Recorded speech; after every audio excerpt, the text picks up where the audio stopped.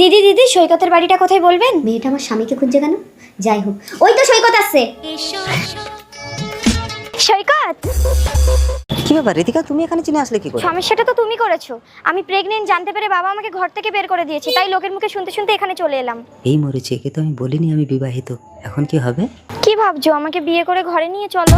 না না, তুমি এখন বাড়ি যাও, আমি আগে বাড়িতে গিয়ে তোমার কথা বলে সবাইকে রাজি করি, তারপর তোমাকে নিয়ে যাবো। তুমি বুঝতে পারছো না, বাবা আমাকে ঘর থেকে বের করে দিয়েছে, আমি কোথায় যাব?